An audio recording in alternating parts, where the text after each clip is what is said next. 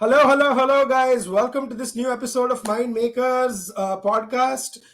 If you are on YouTube, hello in person. If you are on SoundCloud, guys, please, make sure. मैं YouTube पे तो बोलता ही रहता हूँ. Now, this time, before I introduce my fellow panelists and the topics, I'm going to say, like this video, subscribe to us on YouTube, like the video on SoundCloud, and subscribe to our SoundCloud feed. We are getting a lot of love, a lot of hits on our YouTube videos, but that needs to translate into more subscribers, guys. The more you like our video, the more you engage with it, the more impressions it will create. If you detest what we are saying, or if you disagree with what we are saying, us pe bhi comment karo, reach out to us. We love to interact with people that we disagree with as well, but we want to reach more of y'all, and let us know what we are doing right and what we are doing wrong. But without further ado, this is Aadit Kapadia, and with me is Pramod Kumar Buravalli. Pramod, how are you doing?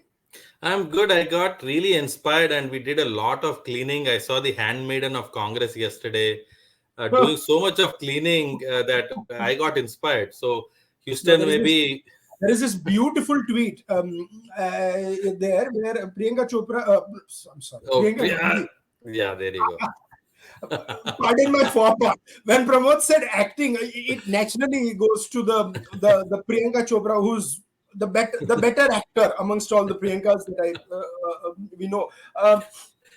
But the other Miss Gandhi, or Priyanka Vadra Gandhi, or however, I don't know the order of her names that she said, because Barkha that used to be particular in saying that. But anyways, she was in the bus that takes you to the airport, and instead of holding the handle, she was holding the railing or something. Or किसी ने caption में लिखा था tweet में that when Praful Patel is no longer the civil aviation minister, dot dot dot dot dot. I thought it was a very witty take, and there were a lot of jokes being taken. Going, but we're going to talk about the political news of Punjab. We're going to talk Yes. about the political news that is coming out of UP. A lot of churnings happening in Chhattisgarh that the media doesn't seem to want to talk about. And we're also going to talk about a topic that Pramod and I have butted our heads many, many times over, but it finally has happened: the sale of Air India. And Yes, and absolutely. Yeah.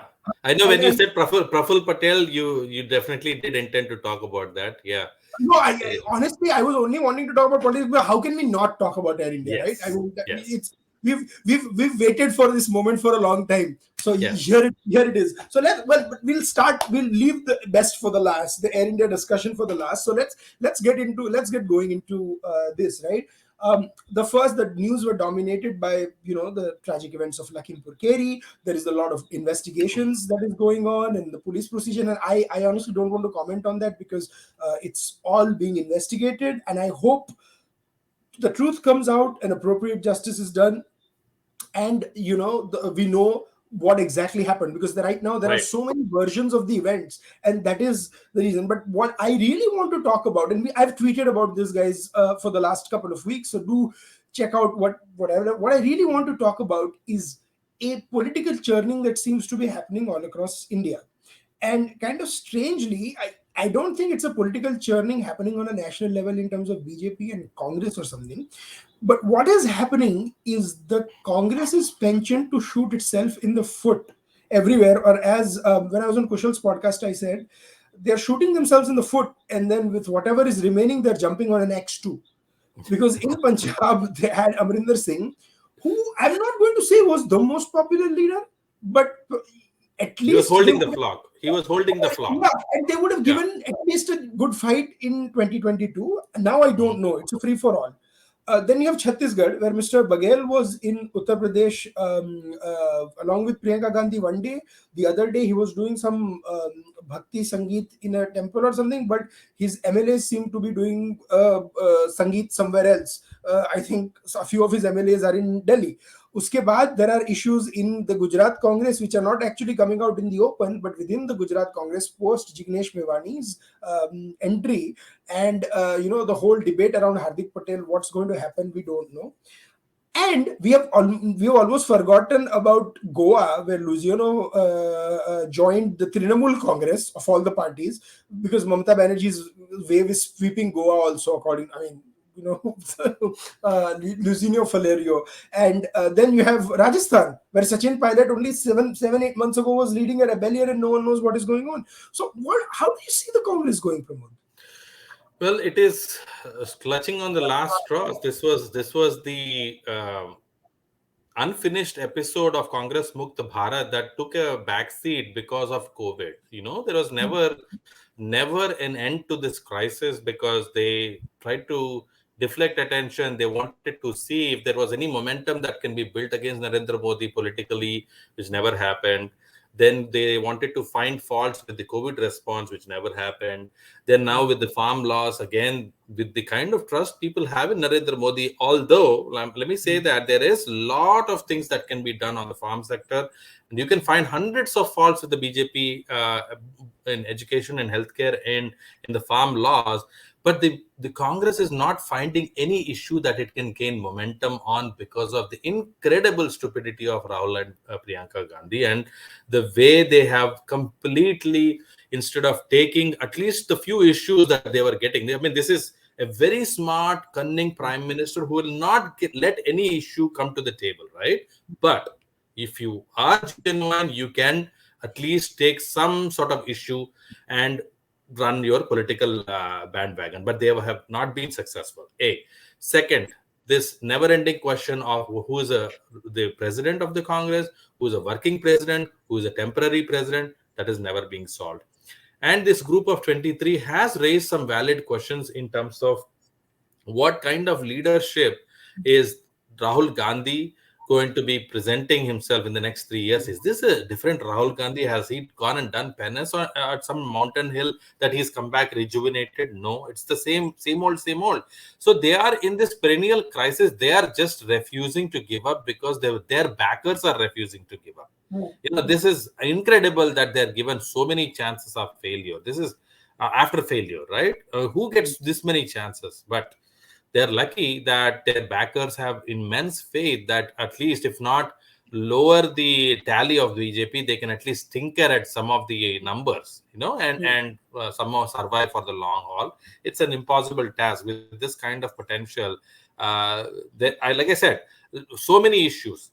There could be so many issues. They were very strong in Punjab, to be very honest with you, because of the SAD and BJP breakup, and Aam Aadmi Party having the same vote bank as your Congress. They were in a very good position, actually, with the decisive leadership of Amrinder Singh, right? And from a national security standpoint, also, he does bring a different sort of leadership. But boy, they had to, like you rightly said, "Paao pe No, kulhadi yeah, nahi, yeah, jo bhi mila wo maro, khud pe जो भी maro." मेरा no, but here is the thing, right? Even if you say that Rahul Gandhi could have taken Mr. Modi on issues and stuff, the first point is, what does he believe in, right? Because if you look at his Twitter timeline, or if you and unfortunately, I don't take Twitter timeline seriously in terms of policies, because Twitter is for a certain audience. It's to whip Correct. up passions amongst your faithful, and not really to have a dialogue. Unfortunately, I would love to have dialogues on Twitter. I still do, but pop, popular leaders do not seem or cannot with the way Twitter is. But in any case, Rahul Gandhi is pandering to some global left audience. I don't understand, right? It is there was a joke today going on the thing that Priyanka was trying to do soft Hindutva with the Marxist Durga politics. Stuti. Right? Yeah, yeah. So then I said, bhai, this is the Congress's answer to BJP's Ram Rajya. They are doing N Ram Rajya, which is soft Hindutva plus Marxist politics. Now, who is or what is my reference of N Ram? I leave everyone They, this judgment to is it. yeah, but this is the saddest part. They don't have to look for any ideology that is away from their own family. It is very strange, like everybody in their family would know stories about their grandmother, correct? Hmm. If Hmm. they follow the left of center policies of their own grandmother, right? Hmm. It would have been a different ideology. It will definitely juxtaposition you to be an attractive point. Okay, Hmm. you're not going to be compromising on national security. You're not going to be compromising on certain strategic systems that have to be built. I fail to understand if these guys really even read what her their own grandmother achieved. And I guess it's No, so here is the this. thing. Here is the thing, Pramod. So, if you want to have that stance and not compromising on national security, you would have to have the stance that Amrinder Singh had towards Justin Trudeau's cabinet, Yeah, right? Where a couple of ministers had very questionable yeah, links, and he questioned them, on the whole Sikh, the Khalistani issues, and so oh forth. yeah, Does Rahul Gandhi really have? He's actually, I almost feel he's trying to emulate Trudeau rather than yeah, actually. So that point, and I think there is a serious lack of. See, who were his close buddies in 2009? We were told, or close to him. You had people like, it was said, Milind Devra, this Jyotiraditya Scindia, Jitin Prasad, Sachin Pilot. All we were told that this was the case, right? Now you have all leaders of Congress leaders who are reasonably centrist or to some extent left of center, but certainly not left wing like what oh Rahul yeah, Gandhi's coterie is. Right yeah. now you have Sachin Pilot virtually rebelling against the Congress. Jitin Prasad is in BJP. Jyotiraditya Scindia has probably not only been absorbed, taken in the cabinet, he has presided over one of the biggest landmark transfer, the as a civil aviation minister, which is the sale of Air India, and probably is in line to be play a role in Madhya Pradesh. And Milind Devra, if you actually go through his timeline and if you actually listen to what he says, he calls himself a firm centrist. He does not agree.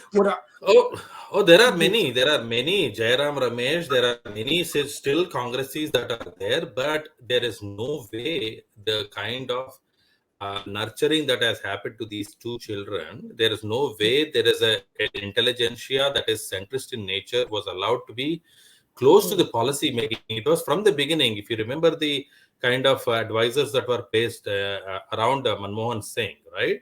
It is the same coterie that has continued, and they don't seem to understand that India or Bharat that has re-emerged after 2014 has just completely discarded the kind of left intellectualism that you can find some extracts of it today in Narendra Modi. See, this is the spectacular thing that Narendra Modi has done. He has snatched all the left related issues away from the left. So what is left? What Yeah, is no, left? There's nothing left. There's there is nothing no, left. there is Nothing no left. left. So you can at best try to find issues with the implementation of certain laws. Okay, that there is always going to be a problem. It is not Narendra Modi. You'll always go and implement everything, right? You can always say that you can hit on the MSP. There's you remember that Soot Boot Ka Sarkar jibe, and then immediately BJP had to come in defense of its real estate laws that they were trying to amend, right? So there are chinks in the armor as far as implementation is concerned, not the intention part, the implementation part, and that can probably accrue to a certain point. But But there is a no, no. But here is a I'm subtle not their difference. advisor. No, Yeah, here is the subtle difference in what. See, that Soot Boot Ka Sarkar time was also Mr. Modi in his first year when all that happened, the land acquisition bill. But the difference is, look at the reactions then and look at the reactions to the sale of Air India today, yeah, yeah. except for the Communist Party of Irrelevance and its or the CPI and a couple others who have just made some perfectionary. D. Raja has said he will. I was like, I hope he doesn't say me and all our MPs, which means just himself, will go and oppose this, right? And two, Yeah. three others maybe. There are four, five. So except for those, no one has really opposed Yeah. this vociferously. So I think it is changing. The Indian psyche has changed, and this is a shot in the arm. I think Narendra Modi learned a very interesting lesson is that you almost have to work on two fronts in India, because you do have a 40% of India that is urban, waiting to be urban. One bracket, 60% Oh of yeah.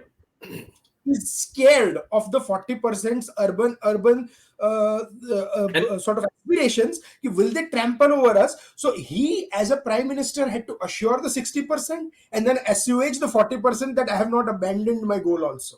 and that 40% essentially is where the success stories lie. The 60% still, if you look at the promise that the farm income will double by 2022, that has not happened. And you can say that it is a variety of reasons why the farm income has not doubled, including COVID almost taking away 2 years of precious time, the economic slowdown, etc., etc., right?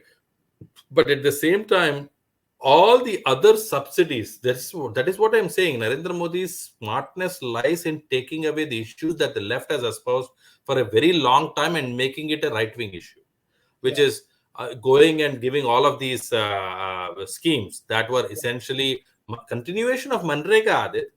The same Manrega that was undoubtedly one of the most corrupt schemes to keep the Mhm. people lazy forever has Mhm. been continued and diverted towards projects which will keep the same rural population gainfully employed, which is a Mhm. very smart sort of tinkering that has happened, right?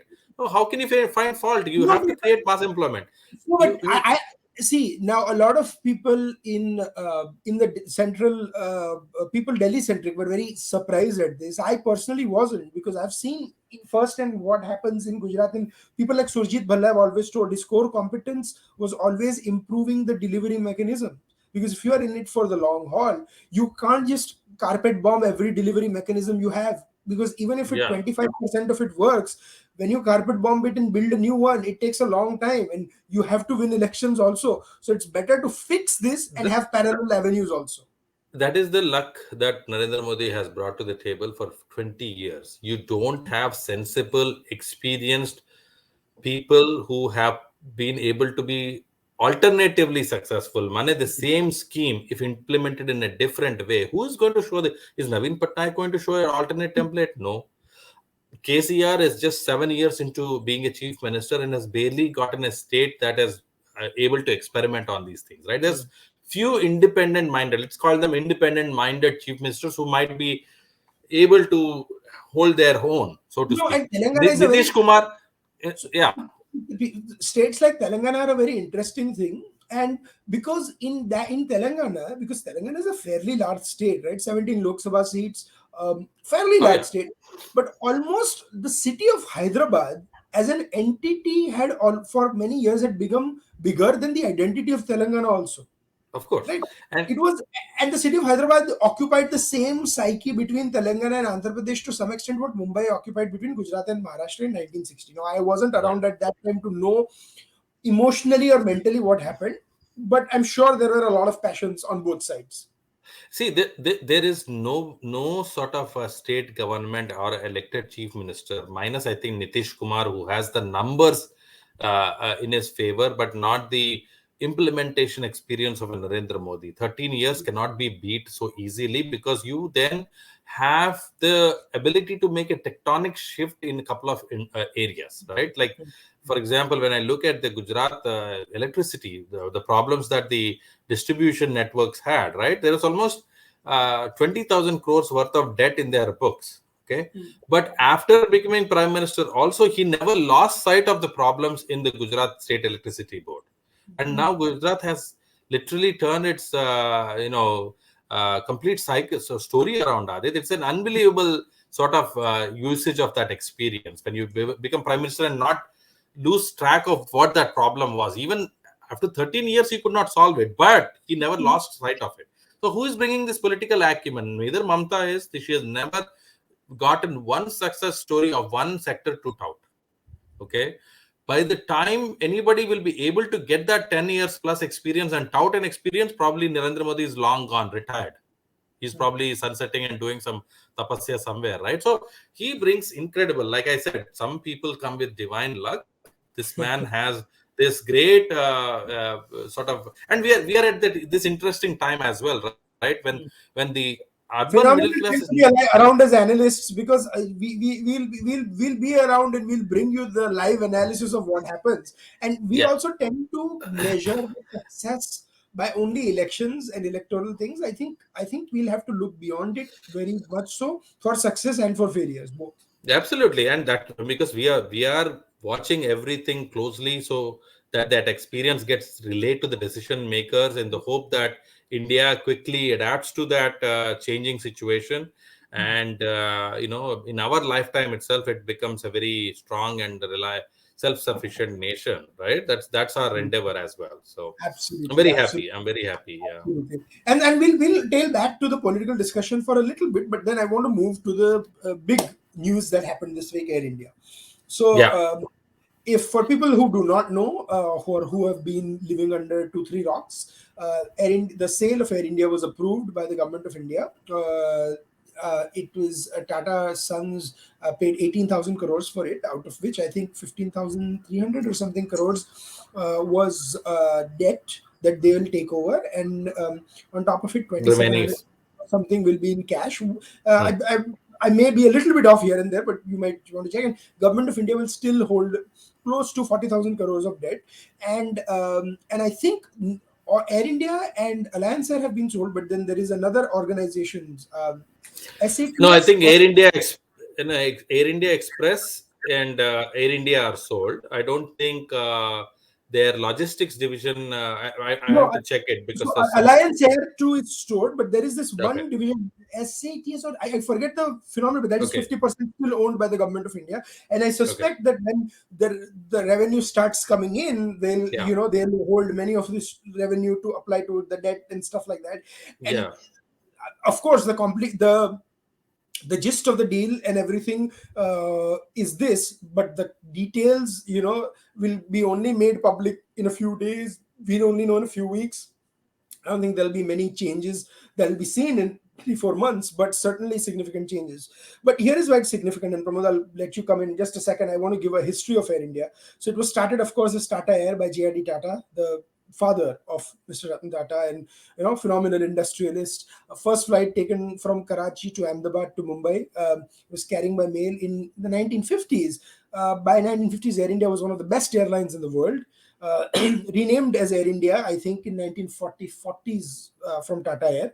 But then suddenly, with one stroke of the pen, Mr. Great Nehruji decided to nationalize airlines, and JRD felt betrayed. He was a good friend of Nehru, didn't tell anything. He has this wonderful interview where he says that when you wanted to talk to Nehru about something like this, and if you were sitting He and would there's the stay in the. window, yeah, Nehru would start looking at the window, and he was. JRD Tata was a self-respecting man. He took the message and took it on the chin, and he was a very honorable man. Did not make this big hullabaloo in the public. But the short story is, it was unfair on him. And then the government of India, for many years, ran the airline to the ground, or did a very poor job of running it, even though there were points where Air India was phenomenal in rescuing people and so forth, and tragedies. Then Mr. Vajpayee comes in, and there were a few reforms here and there during Rajiv Gandhi's time, Indira Gandhi's time. But then I think Vajpayee's prime ministership was significant, because by 2003-4, Indian Airlines was posting regularly a profit, and Air India was only posting a loss of 63 crores or something a year. That year, that's what happened. And Mhm. then comes UPA 2 and Shri Praful Patel as the civil aviation minister, which was, and then VLR Ravi later. But the reign of Praful Patel was one of the worst reigns ever. There have been books which are written about it. A few of them have been had to be recalled because of lawsuits and stuff. I'm not going to name them. But basically, many experts have believed the lucrative routes were given up, and there were issues with flights being diverted for certain ministers, Oh yeah. children and stuff, and a lot of slots were given up. Yet Air India had some very good international slots and so forth. And it was concluded finally in 2016-17 that the Air India was just bleeding way too much money to fix it from Skype, and it had to be privatized. So in comes Tata Sons, and now we'll see what will happen. So that's the history I had to give. Pramod, up to you now. Well, I have, in principle, always opposed the privatization of Air India to a large extent because of the fear of looking at the debt. Hmm. And the numbers were so mind-boggling that only a sovereign fund of a government could take over that debt, erase it, and rerun it, or it could only be an international player, because when you're looking at 40 to 45,000 crore rupees, we're talking no less than $7 billion. Okay, Hmm. so nobody has that kind of cash but the foreign players. So from the Yes. beginning, I never wanted Air India to fall under any foreign player whatsoever, because it was a national asset. It Hmm. was the Indian taxpayer that created that asset. There were still very good possibilities of a national airlines being turned around. There are many such examples where good governments have been able to turn it around. But I think the experimentation with divestment philosophically. This is where I differ with the Narendra Modi government on principle. The principle is that if the divestment target is 1 lakh crores, Hmm. and if you have mentally made up your mind that Air India, luckily now that they have put 40,000 crores in a bad bank, so to speak, park the debt somewhere else, and the 18,000 crores is now what Air India is being put up to sale for, and luckily Air India is the consortium that is reclaiming that asset back.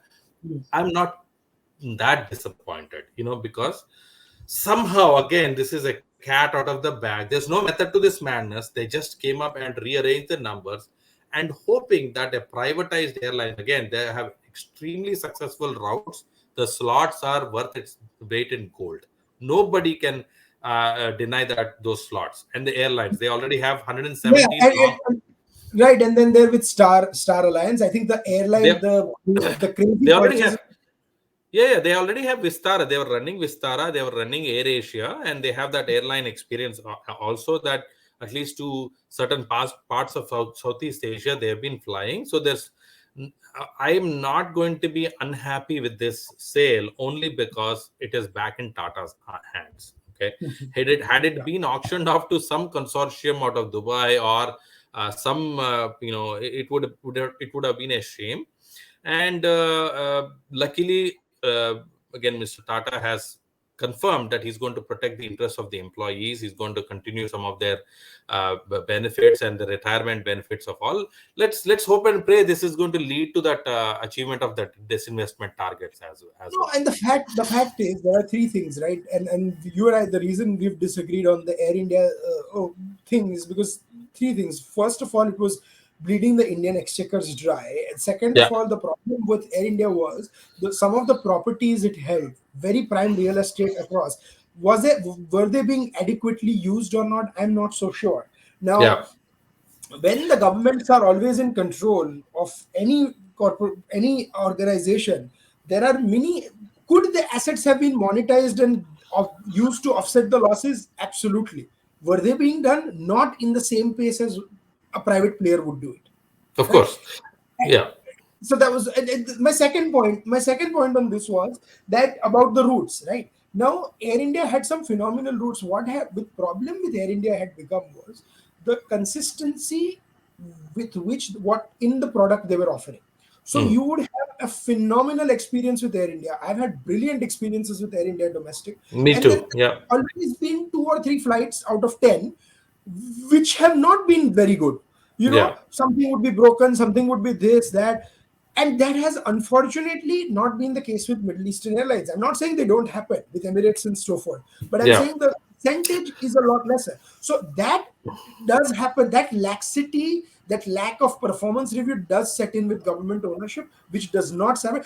Especially when I've traveled Vistara, I was very, very impressed this time. Well, I have traveled Kingfisher, I've traveled SpiceJet and Indigo also very recently, and India has shown that it is capable of running good private airlines, full service and low cost as well.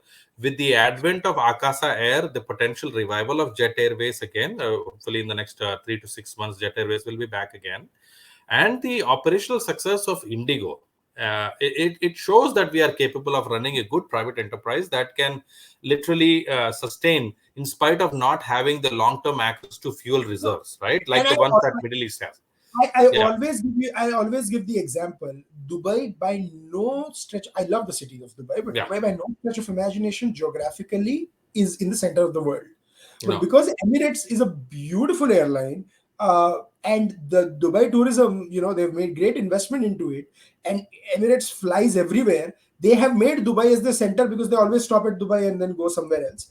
I yeah, cannot, for the love of life, understand why Air India cannot do the same thing with this. Air India has a deal with Star Alliance. So if United, Lufthansa, they are all. So if someone wants to fly to say Singapore or Hong Kong or somewhere, oh yeah, assuming they still allow flights in Hong Kong these days, fingers crossed, right? I mean, jokes apart, before someone comes in and be like, "Arey, tumne kya bol diya?" Why can't Air India do the same thing? Why can't Delhi, Mumbai, or some other players be central to that? Just running Air India on some of the select Udan routes, which they have to by law, Hmm, hmm, and 40 international destinations. They already have access to 80, but hmm, let's say they only run to 40 hmm, at half capacity. Okay, hmm, they all have long haul flights that can fly 17 hours non-stop New York to Delhi. Okay, just those 40 and select Udan flights will make Air India profitable in 3 to 5 years, whether it hmm, was sold to somebody or not.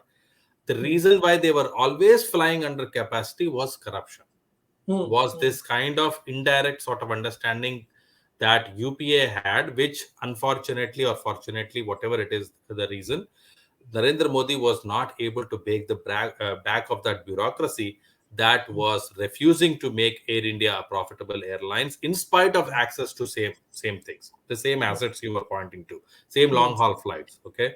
Now the first reaction, where it came from after the sale of Air India to Tatas, came from the CEO of Emirates, who was very nervous Hmm, that they know that all the slots that they willfully captured, hmm, especially to the United States.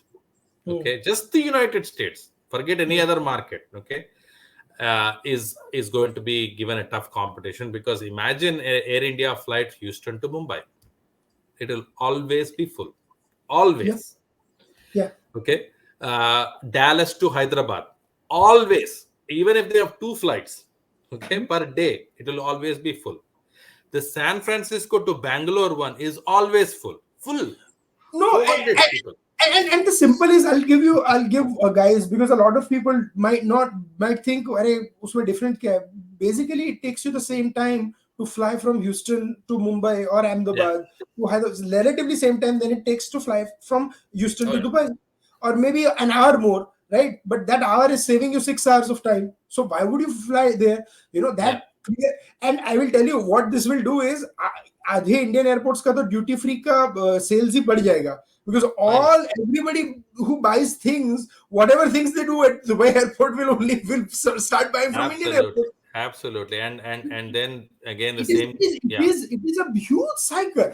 So I absolutely, like, if someone wants to go to Raipur, Yeah. from Houston, or someone wants to go to Jamshedpur, why should they not just be able to fly from Houston to Delhi and Delhi to, why should they go Houston, Yeah. Dubai, yeah, Houston, Doha, Delhi? So these things were not happening. And Yeah. I've actually interviewed on Mind Makers, if you guys haven't listened to, go back, I think a couple of years, or 2 years ago. I mean, I've interviewed someone very in charge of the international airport in Houston, making the case for Air India to come to Houston, I know. right?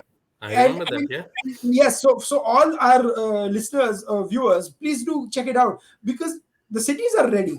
So why weren't successive governments ready? So I think this is the right step. This had to Oh, happen for. absolutely, absolutely. And again, it's such a beautiful feeling that the Air India, the family is returning back to the original family.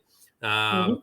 I wish and pray that this airline, even if it remains lean and mean for the next 3 to 5 years, because they're going to be in revival mode. Some of those old planes have to be retired, new planes have to be purchased, and all that. But more power to Air India. I am philosophically opposed to privatization because I'm in favor of mass employment, which only the government may create. Hopefully, the government may still come up with alternate plans to create mass employment in the aviation sector by holding on to some of these equity and having that indirect sort of control. So, Absolutely. yeah. Absolutely. Well, so that wraps up our short podcast this week, guys, about politics, about Air India and stuff. Before we go, Pramod, any recommendations for our. Well, Talaivi is a good movie. It didn't cover the entire aspects of Tamil Nadu politics, but Kangana Ranaut has really arrived, Adit. And, I'm very surprised to know the variation she is bringing, the kind of research she has done with the facial expressions that only a Jayalalitha was capable of, both as a politician and as an actress. Although there can be much more information added to the Talaivi, maybe part two, who knows, because it only shows the first time Jayalalitha became chief minister in 1991, not after that. There's a long You, story after that as if you want to show a black and white history of Jayalalitha or a movie very sympathetic to Jayalalitha, you end it when she becomes the chief minister. I haven't seen the movie, but as a political analyst, that is true, because then the real fun starts, right? With the decisions she made, with the whole Sasikala aspect, with the well. Oh whole yeah, nephew's wedding, where after which Rajnikant says even God cannot save Tamil Nadu, and all sorts of statements. oh You yeah, know, so then you also have to talk about the Thalaivar, not just the oh yeah, Thalai. oh yeah, And yeah, then yeah, the yeah. whole. So But I personally admire Jayalalitha's journey. I think it's a very hard journey that she has undertaken. I have a lot of questions about the many corruption allegations, the record, of course the whole Sasikala aspect. But overall, I think she's a fighter, and it's a she's fought. good, yeah. And this movie is a good tribute to the best things that Jayalalitha has achieved, not the worst. Mm. It's a very good tribute to And a as woman like I chief always said, minister. one of I would say between Jayalalitha and Karunanidhi, if I had to choose, my choice usually would always be for with Jayalalitha. Oh, of There is course, she was a very there is nationalist oriented. Oh yeah, of course, there hands is there is down. no doubt about it. Yeah, yeah, And absolutely. she's made some, and Mr. Modi too was very close to Jayalalitha, as when at a time when every person was making all sorts of nonsensical statements about him, he was always invited to her swearing in, and she was always invited to his swearing in. Look up the videos of And she 2012. did made, yeah, yeah, and he did make a visit at the Yeah, last journey as well, and it is a good friendship both of them shared. And again, such leaders are very hard to come by in the Dravidian heartland, having withstood such insults. That I mean, and Kangana Ranaut basically embodies that kind of abuse that she actually in real life has also suffered, Adit, which is that personal life experience kabhi kaam aata hai na ki, how do you enact such a traumatic normalize the this trauma. thing. Yeah. So she did embody that. A very good movie to watch. So how about yours? Tumhara kya And hai recommendation? I'm coming to that. So yeah, and also Jayalalitha, look up what Jayalalitha had to say about the Ram Janmabhoomi movement in the 90s. Yes, Those are some very bold and fascinating statements, guys. yes. Research about that. My recommendation is a Korean show I watched on Netflix called Squid Game. It is the new global phenomenon. My daughter watched it too, so I don't know what is it about. It is about these contestants who are all having a debt, and they are all supposed to go in their game and try to win it, to win some money. And if you lose at every round, you pay with your life. I'm not revealing much. This is there in the trailer, so you have to watch it. It's a very, it's black humor. It has a bit of gore, but it's a weirdly gripping show. I could tell the suspense from many episodes away, but it's very gripping. Oh, And okay. it's a good show. I don't watch Korean shows normally. I know there's a huge sort of market about the Korean dramas, and I'm sure they must be Oh, fantastic. we are at my home. We are a big Korea K-pop, and Yes, there's a lot of stuff going on. Yeah, absolutely. But do watch this show, and yeah. do watch. Another recommendation I have is the spirited debate on India Today conclave between Vikram Sampath and Shashi Tharoor. Especially Vikram Sampath's intervention that I've tweeted about on Indian history is fantastic. Do Absolutely. watch. And like I always say, Indian history needs to be rescued from Marxist historians, and people like Vikram are doing a phenomenal job of it. Let's hope there are many more of them. With Yeah. that, I would like to end this episode. Thank you, Pramod, as always. Fun discussing everything with you. And guys, we'll be back next week with a lot more stuff. Till then, keep writing to us, keep commenting, and tell us what else would you like us to cover in the next Mind podcast. Till then, it's goodbye from both of us.